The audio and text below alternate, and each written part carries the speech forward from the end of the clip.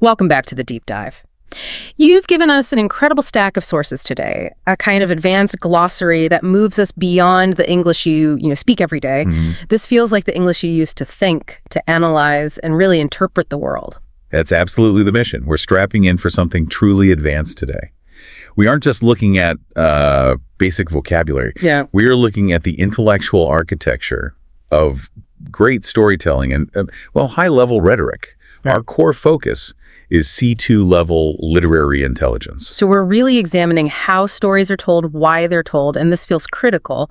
What precise techniques writers use to shape your emotion, your thought, your perception. Yes. We're moving past the simple stuff to what the sources are calling scholar-level instruments. And that distinction is crucial. I mean, if you're aiming for true C2 mastery, you are operating not just in English, but with English. What does that mean exactly with English? It means you're thinking, you're interpreting, you're analyzing, and even creating at a level where the basic tools, things like simile or metaphor, they're just the foundation. They're the starting point. They're the starting point. We are dealing with sophisticated instruments that require, frankly, sustained intellectual engagement.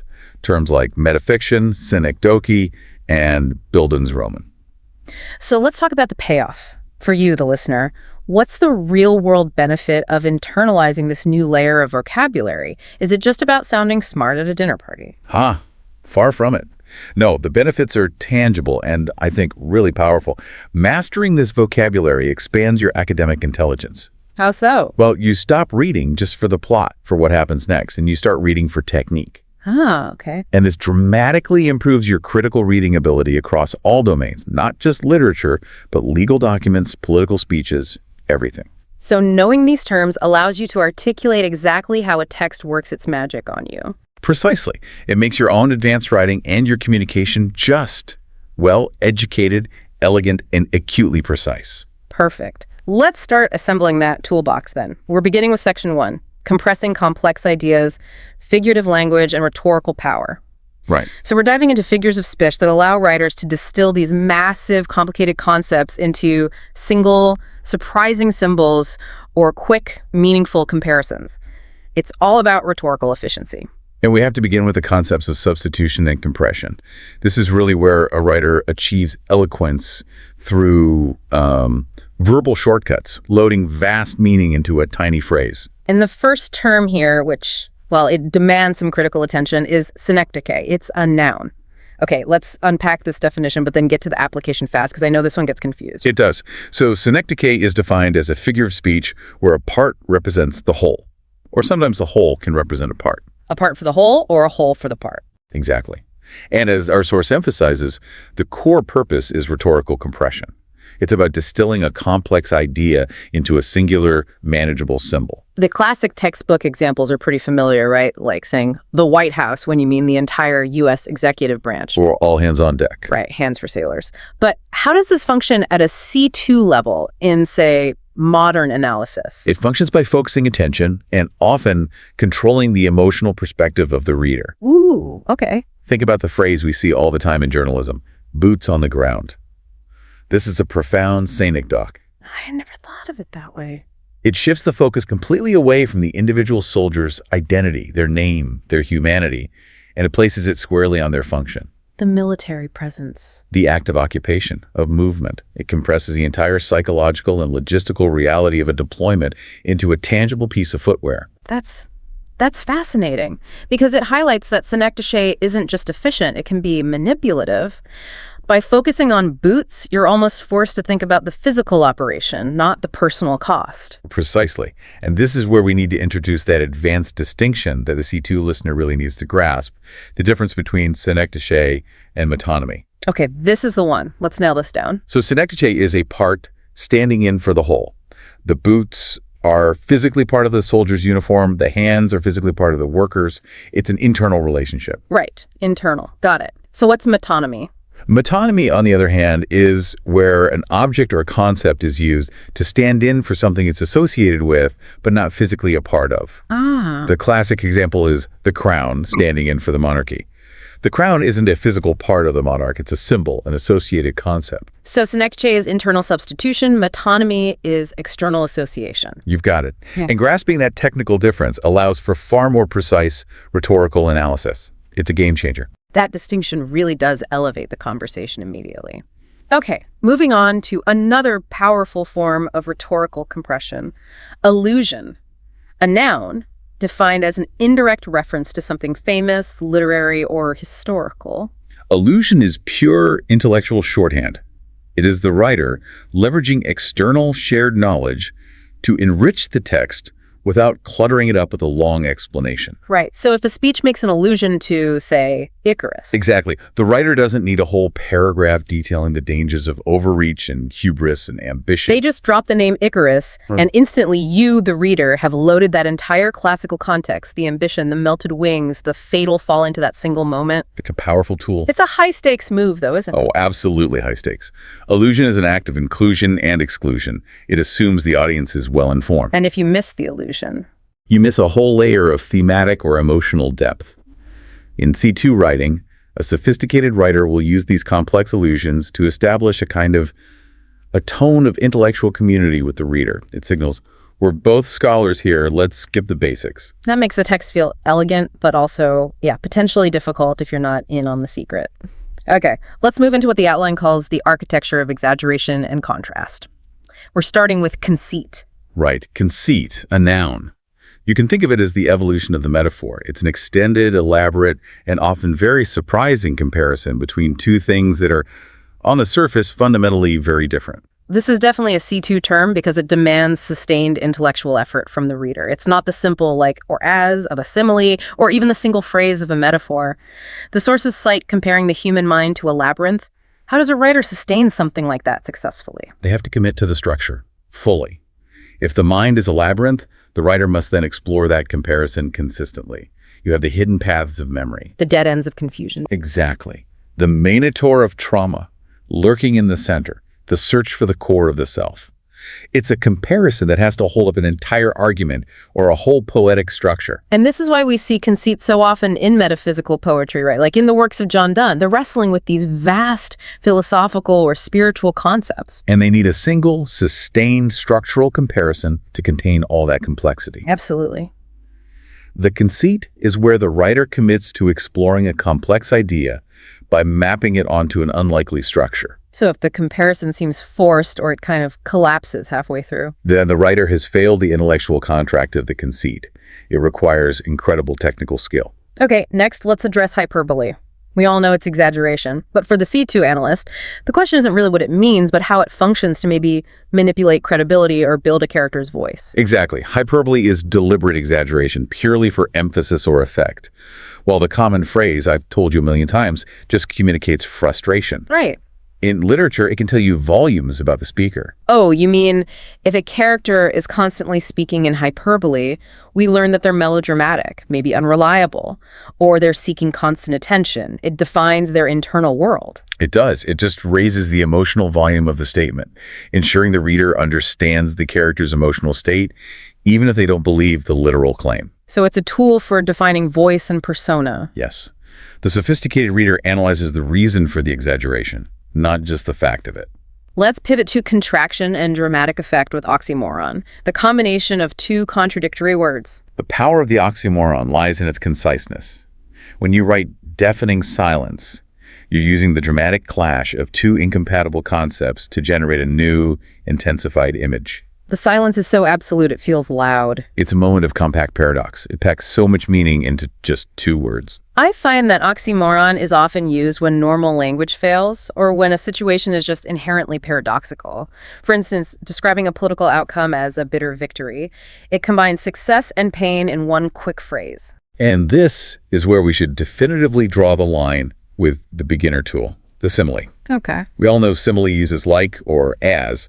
It's a simple comparison for clarity. Contrast that with oxymoron, a combination that creates tension and paradox, or conceit, a disdained comparison for structural coherence. So the C2 material is focused on Tools designed to create ambiguity, tension, or deep structure, not just surface clarity. Exactly. It's a much deeper level of analysis. That's a clean break. Now, let's talk about governing multiple meanings, achieving a kind of elegance and wit. We're looking at zeugma. Ah, zeugma. It's arguably one of the most elegant figures of speech out there. It's when a single word, usually a verb, governs two or more different parts of a sentence. Okay. And it often links a physical action or state to an abstract one. The classic example is, she lost her keys and her patience.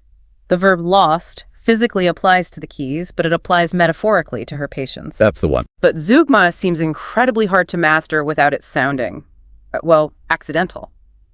Do the sources give an example of a modern writer who manages this elegance without sounding dated? It requires extreme control. P.G. Wodehouse, the master of comedic prose, used it constantly. For example, he took his hat and his leave. Ah, okay. The single verb took operates literally on the hat and idiomatically on his leave. The effect is often this sharp, comedic wit, an unexpected intellectual snap that makes the sentence memorable and highly efficient. So it gives the sentence this flow and unexpected charm because the writer is carrying a double payload with minimal grammatical effort. It demands precision. It really does. It forces the reader to complete the second meaning themselves. It's the hallmark of stylish prose, showing a command of grammar and lexicon simultaneously. And if zeugma is about establishing an unexpected connection, then non sequitur is about deliberately breaking all connection. A non sequitur, which literally means it does not follow, is a statement that has absolutely no logical connection to whatever preceded it. It just shatters the expectation of cause and effect.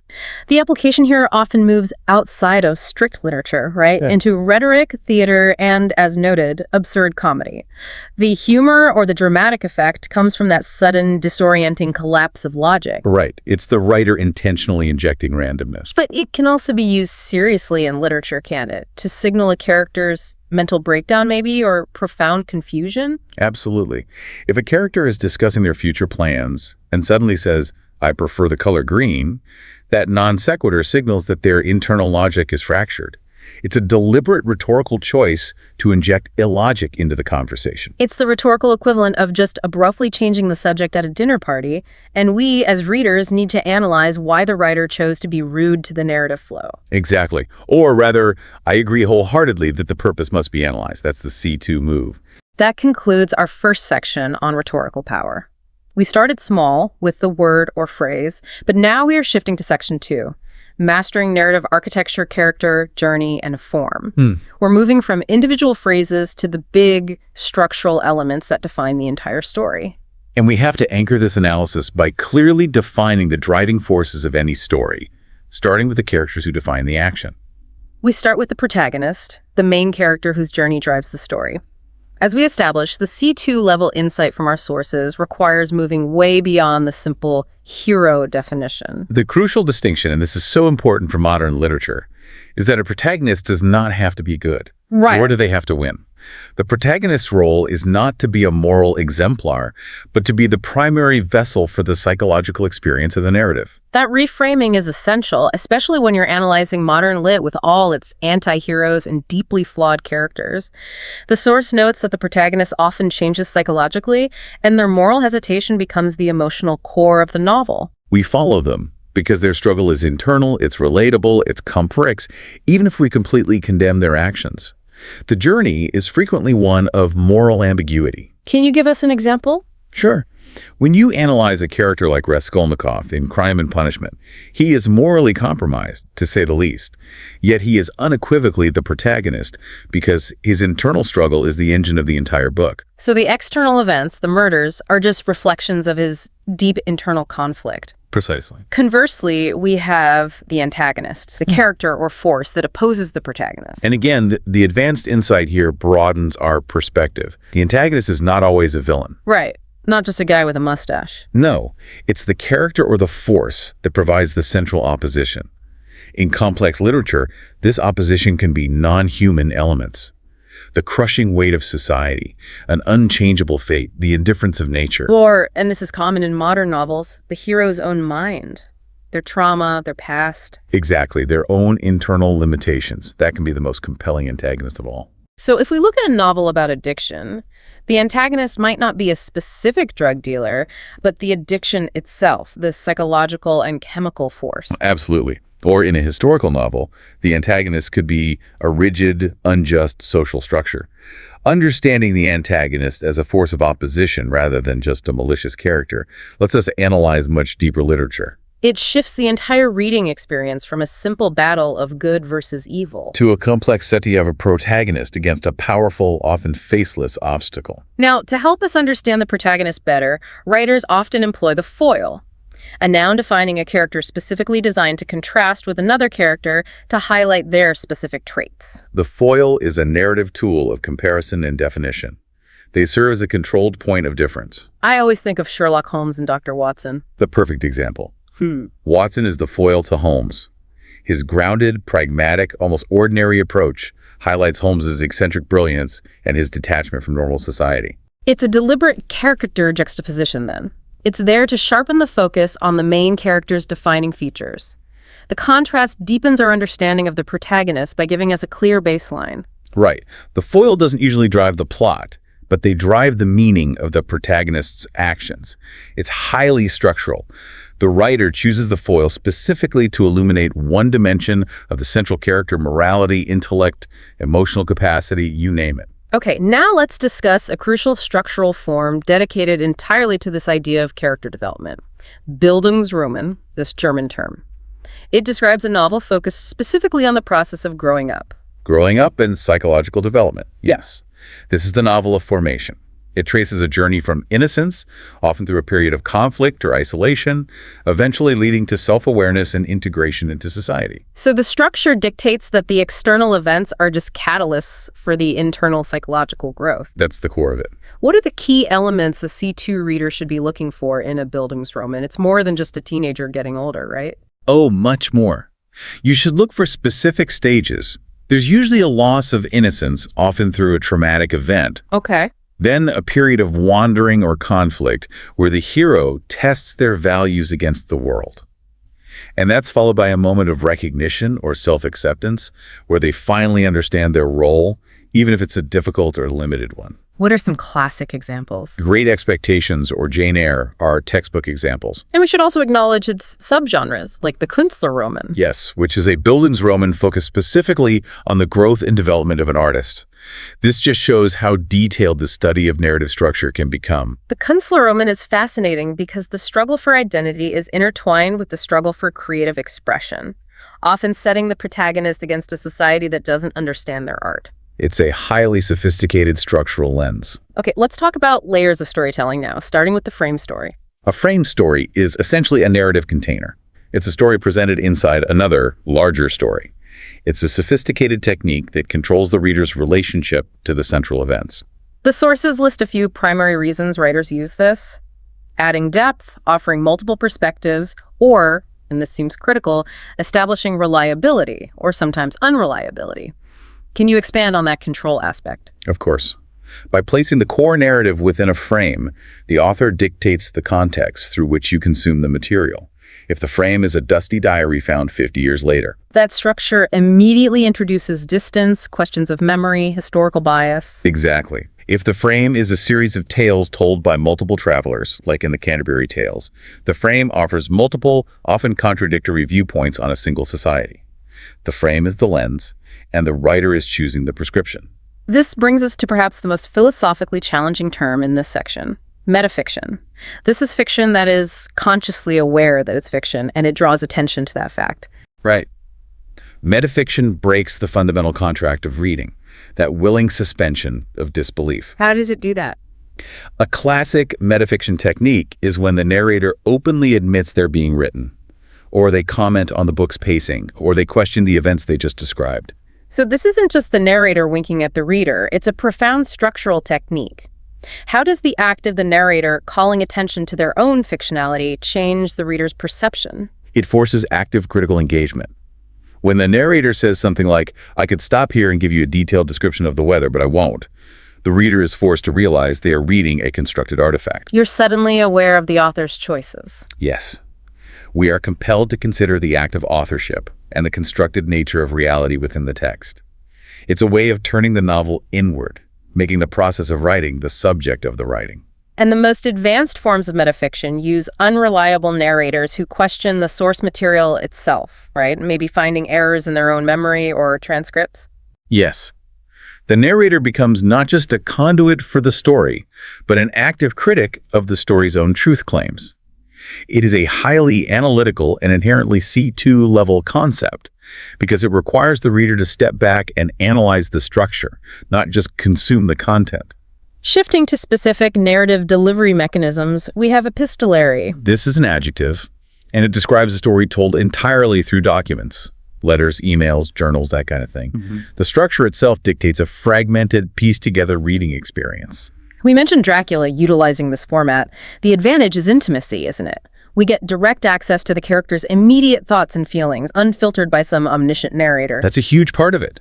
The narrative voice is decentralized. We don't get a clear guided path. We get a collection of subjective documents. And that can heighten the suspense. It absolutely can.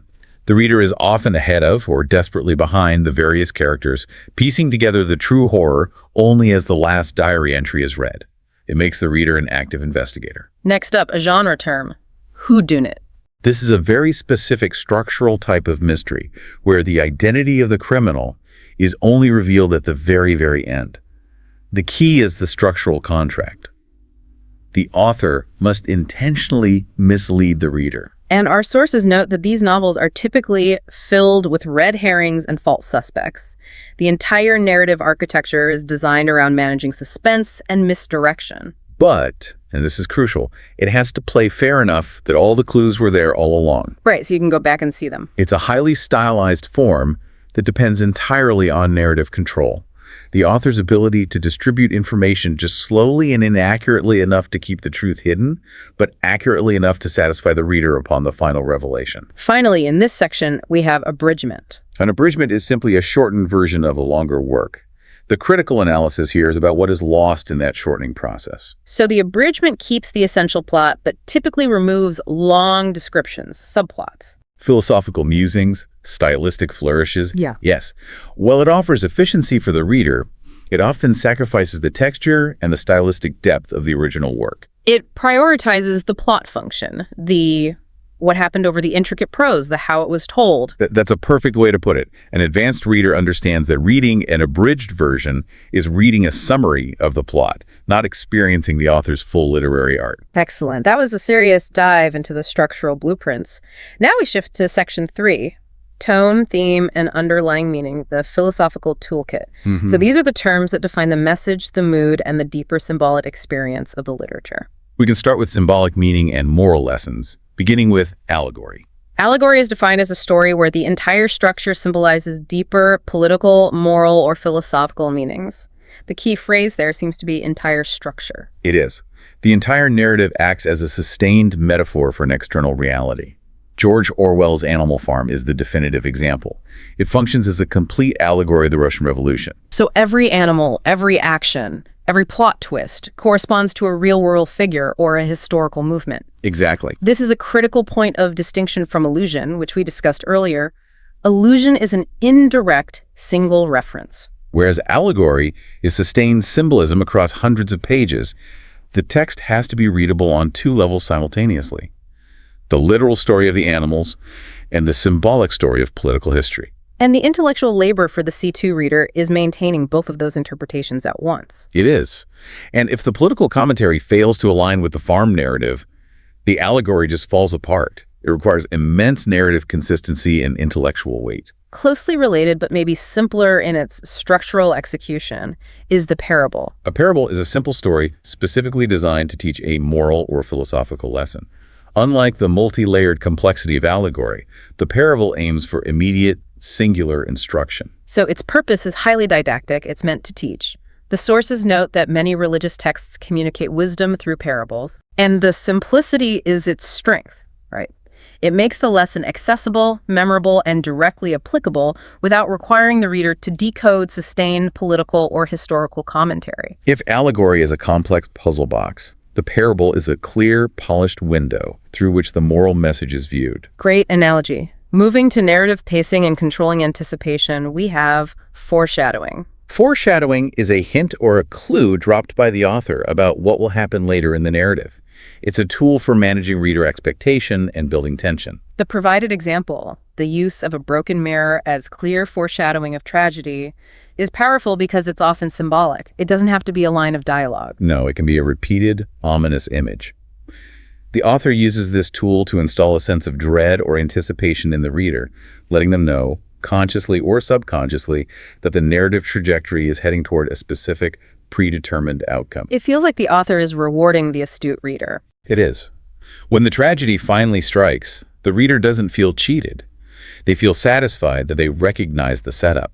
It's a crucial structural device in drama and mystery. Now we address mood and recurring elements, starting with motif. A motif is a theme, an idea, or an image that is repeatedly used throughout a work, and it supports the main theme.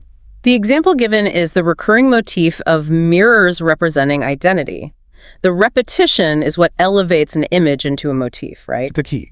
If a mirror appears once, it's just an object. But if it appears 5 times in critical moments broken, reflecting something strange in a character's pocket, it becomes a structural signal. And it links various parts of the theme together and provides a sense of unity. How is this different from a symbol? Well, you could say a symbol is static. It means X. A motif is dynamic. It's X appearing in different contexts to show how X relates to the theme of identity or wealth or time. It's the thread the author weaves through the text to reinforce a central idea without having to explicitly state it every time. We turn next to the sensory experience of language, specifically sound, with cacophony. Cacophony is a deliberate rhetorical choice. It's the use of harsh, unpleasant, and discordant sounds specifically for dramatic effect. The sound of the words is meant to mirror the content. This requires a C2-level awareness of phonetics then. The writer is actively selecting words filled with plosives like P, B, T, D, and sibilants, and difficult consonant clusters to make the reading experience rough. They want it to be discordant. The application is often describing chaos, like the chaos of a battlefield. Words like grinding, crushed, screeching, and clatter. So the linguistic choice is meant to evoke discomfort and reflect the violent or unpleasant nature of the subject. It is the deliberate, calculated opposite of euphony, which seeks pleasant, harmonious sounds. Finally, within this section, we have 2 specific forms of poetry defined by their subject matter and their classical roots: elegy and eclogue. An elegy is a formal poem or song that's dedicated to mourning, usually for someone recently deceased. The purpose is commemoration and grief. So it's reflective, somber, and deeply personal. It is. It often follows a specific structure of lamentation, then praise for the dead, and then eventual consolation. It moves from the specific loss of one person to a broader contemplation of mortality itself. And an eclogue. An eclogue is a specific, shorter type of pastoral poem, often in the form of a dialogue between shepherds, and it's typically focused on an idealized rural life. This form is ancient, right, dating back to Virgil. It is. It's a celebration of the pastoral village life, nature, simple, idyllic settings. The form itself evokes a particular, often nostalgic mood. It presents a sanitized, harmonious view of nature, often contrasted against the complexity of city life. The C2 insight here, I assume, is understanding that the eclogue isn't just a poem about farming. Not at all. It's a structural device used to explore philosophical ideas or social critique through the lens of a manufactured pastoral simplicity. That moves us into our final section. Section 4, the physicality and context of literature. These terms relate to the actual object of the literature, its recognition, and even its commerce. Right, the business and history surrounding the written word. We can begin with codex. This takes us right back to the roots of the book as a physical object. A codex is defined as an ancient manuscript book that is handwritten. It's the evolution from the scroll to the bound book sheets of vellum or parchment, folded and sewn together. The term emphasizes the physical nature of the artifact itself. So we're talking about something you'd see preserved under glass in a museum. Often medieval, yes. A precious, unique, hand-created historical object, a world away from modern mass-market print. Speaking of collections of documents, especially ones that are highly diverse, we have the term miscellanea. Miscellanea refers to a collection of diverse writings or items. It suggests variety, sometimes bordering on disorganized. I immediately think of an author's notebooks. A rich miscellanea of sketches, poems, unfinished ideas, grocery lists, philosophical thoughts. That's a perfect image for it. It's the raw, unedited, diverse material of creation. It's the writer's intellectual junk drawer, full of potential, where seemingly disparate items are gathered together just by virtue of being collected by one mind. Next, a crucial term regarding literary status: canonical. Canonical is an adjective. It means recognized and accepted as part of great literature. So if we state that Shakespeare is a canonical author, we're not just saying he's good. No, not at all. We're acknowledging that his work has met these stringent criteria of enduring importance, academic acceptance, and structural influence over subsequent generations of writers. The implication of being canonical is profound. It means the work is deemed essential, worthy of continuous study, and structurally important to the cultural conversation. But a C2 analysis would also recognize what? That the formation of a literary canon is often a political and historical process. It reflects the values and, frankly, the biases of the institutions that select which works get to be great. A very important point. Okay, we now look at how texts are often introduced with the epigraph. An epigraph is a quotation placed at the very beginning of a book or a chapter that hints at its theme. It's like an intellectual appetizer. A novel opening with an epigraph from T.S. Eliot or Shakespeare immediately signals to the reader what the thematic preoccupations are going to be. Whether it's betrayal, existential despair, or the passage of time, it frames the entire reading experience from the first page. It adds a layer of external authority or historical context right from the start. So the epigraph serves as the first highly condensed clue the author offers about the underlying meaning they want you to find. Exactly. And finally, we turn to the commercial reality of writing with the word royalty. Royalty is simply the payment given to an author for every copy of their book that is sold. It's the mechanism by which intellectual property connects back to financial viability. It highlights that direct link between the intellectual product, the novel, the poem, and its commercial success in the marketplace. For an advanced writer or publisher, royalty structures, whether they're based on net profit or retail price, are absolutely critical to the business of literature. It connects the abstract world of literary creation back to the concrete world of publishing economics. We have now completed the deep dive into this C2 level vocabulary stack. We've moved from the precision of Synecdoche all the way to the structure of the Bildungsroman. It feels like time to synthesize this knowledge. I agree. The fundamental C2 level shift, as we've repeatedly emphasized, is moving from merely reading the words on the page to actively analyzing the writer's toolbox. We discussed Synecdoche as compression, Conceit as sustained intellectual metaphor. Bildungsroman as structural development, and metafiction as a conscious narrative deconstruction. So this vocabulary really equips you with instruments for better comprehension. You can now articulate precisely how a text is working. You can differentiate metonymy from synecdoche and understand the deep psychological contract of the protagonist. And that makes your own English communication more sophisticated, more educated, and more professional. Whether you're reading critically for a meeting, analyzing political rhetoric, or just trying to articulate a complex idea in an academic setting. These scholar-level instruments allow you to analyze the why and the how of linguistic manipulation rather than just reacting to the what. It's powerful stuff that grants real intellectual control, to leave you with something to mull over as you encounter these ideas in your own reading.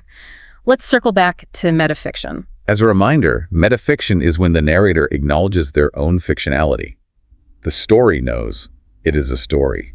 So we want to pose this final provocative thought for you to consider. What happens to the meaning and the truth of a story when the narrator acknowledges they are fictional?